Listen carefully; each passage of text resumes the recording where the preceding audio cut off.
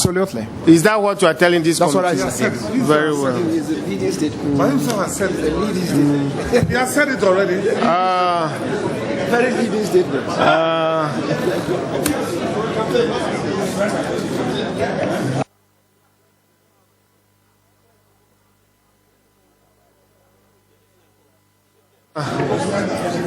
Baraka. One question. Honorable member, I think that we've been on this for a while. Yes, we've been on this issue for a while. Thank you, Mr. Chairman. One question. Thank you, Mr. Chairman. I'll try to not.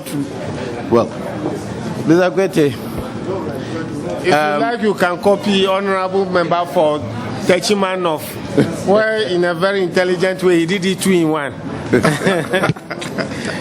Mr. Kwetey, between the years 2002 to 2005, you were a features editor and editor of Palava and Crystal Clear Lens. And then from 2005 onwards, you are being the propaganda secretary for the NDC. That is on record. Is that right?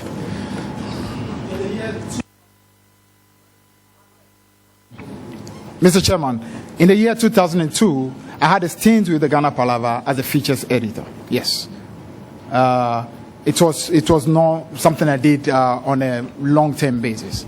So the Lens project was a new project that was started long after I stopped working with the Palava. Subsequent to that, I became the propaganda secretary of the NDC. Yes. Propaganda, if you were to break it down for the average person, would mean lies, deceit. Can you ask him to? Can you please permit? Could mean lies or deceit, exaggeration, misrepresentation, spin, and all that.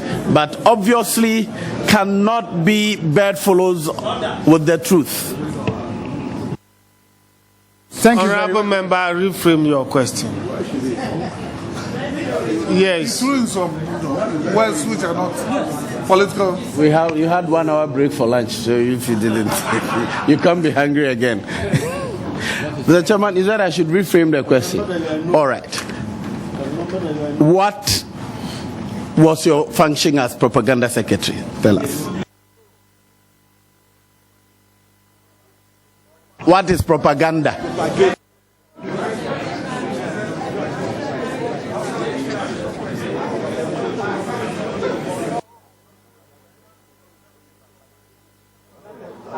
Mr. Chairman, can I go ahead? Can I go ahead, Mr. Chairman? All right, thank you very much. It was pretty difficult carrying along my very bulky Encarta World English Dictionary because it's so big. But with your indulgence, if I could quote what the Encarta World Dictionary says about propaganda, just briefly, because I have it here, and it can be checked anybody listening to me. According to the Encarta World English Dictionary, this is the meaning of propaganda. It's publicity to promote something. An information or publicity put out by an organization or a government to spread and promote a policy, an idea, a doctrine, or a cause. Now, propaganda also happens to be a committee of the Roman Catholic cardinals, the Congregation for the Propagation of the Faith, in charge of supervising foreign missions and the education of priests to serve in those missions. Now, in very simple terms, what I want to say is this. Propaganda, just like many things in life, depends on the nature of the one using it. Propaganda is like fire. Some use it to cook and feed people. Some use it to burn homes and destroy. Propaganda is like nuclear energy. Some use it to power industries and light homes and bring joy to people. Some use it to destroy nations. A man of truth uses propaganda the best way he knows how. To tell the truth, propagate the truth, only the truth. And that's what I do. Mr. Chairman, last question. Mr. Kwetey, in your case, you have been proven to have propagated a lot of falsehoods, misinformation, false truths, and actual outright lies in the past, the period of, NDC forums for setting out the record straight. In fact, I'm saying you have been known to do exactly that. Thank you very much, Mr. Chairman. When you say I've been known to spread falsehood, lies, that is yet to be proven.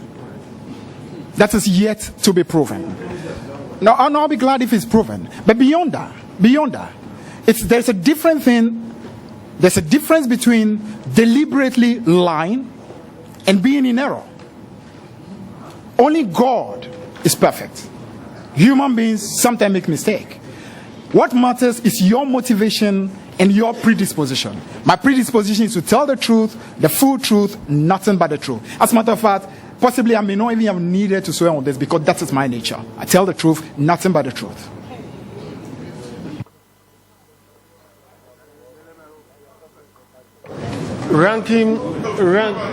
Deputy ranking. Ranking? No, are you in charge? Oh, why? Ranking. Why? No. Why? Ranking. Please. Ranking. To start it. It's past 7 o'clock. I can start it. No. I can start it. Let them no, what about it?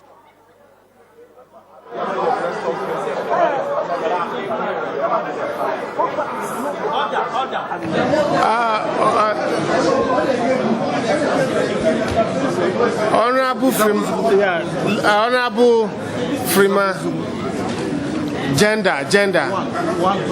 Thank you, Chairman. Chairman, the holder didn't ask one single question. Chairman, I have two short questions. Two short questions. The first one.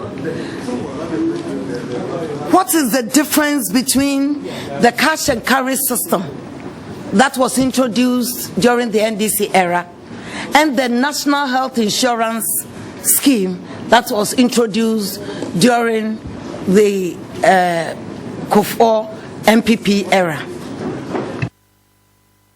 So in terms of its impact on the poor and vulnerable. Thank you very much, Mr. Chairman. The question...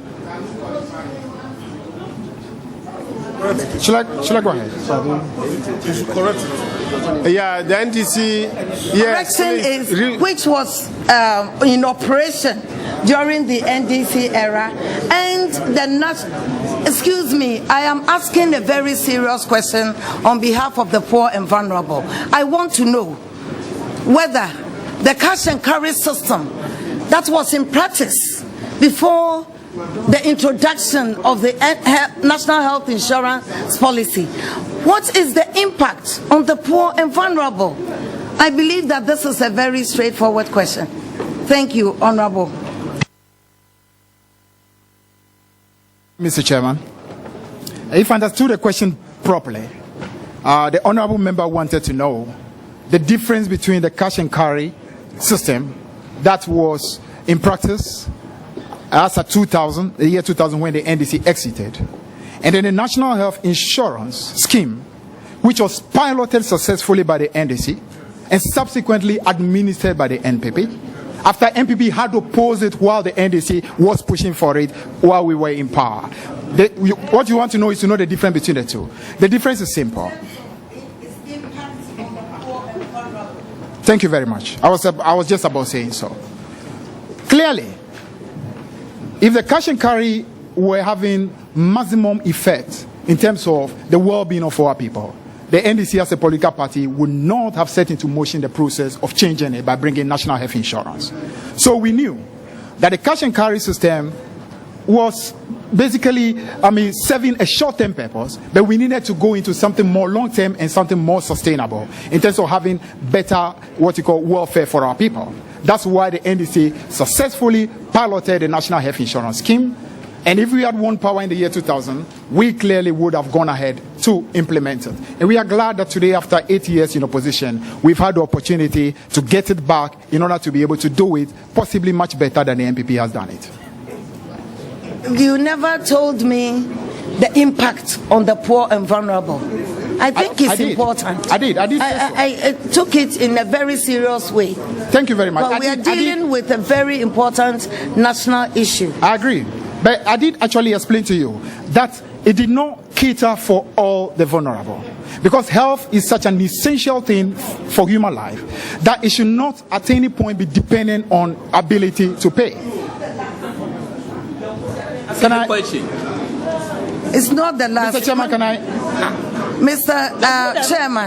Chairman, I clearly stated that I was asking two questions and there was clarity that was needed. My second question is, when the new government came into power, the economy was described as broke, challenged, and other very, very negative terms. I heard you very interestingly say that as a young person coming in, you are going to change the status quo. Now, we've had the privilege of vetting the minister. We've had the privilege of vetting one deputy minister today, designate today.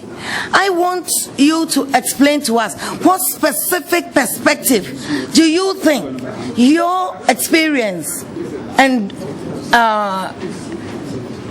whatever, whether it's expertise, what do you bring? What are you going to change? Because it's important. We have now a budget that we are dealing with. What additionality are you going to bring on board? Because I mean, all the two are older than you. You say you are going to change the status quo. I want you to elaborate a bit on that perspective of what change you are going to bring that will make things better.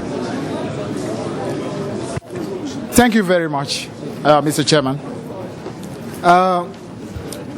It's true that various descriptions have been given about the economy. I think the bottom line is what came out in the State of the Nation address and what came out last week in the budget. We are clearly in difficult moments because having a budget deficit of about 15% of GDP cannot be said to be an easy situation. And that is not picking on partisanship at all. It's basically it's a difficult situation. How do we change the situation? My perspective is basically that of helping a substantive minister, very experienced minister as that. I mean, that I've had the opportunity of interacting with over the last few weeks, and I feel I have absolute confidence in his experience and his capacity. What I want to do is to basically give him the kind of dynamism, the freshness of youth, to be able to, as it were, do things that clearly his energy level will not be able to enable him do. I also come in with a certain new perspective, and that new perspective is always very, very good, because he who is used to the same thing sometimes does not see new ways of doing it. So it's an opportunity to get in there, see the way things have been done, and be able to, as it were, start changing things as and when they can be changed. And that's what I promise to do.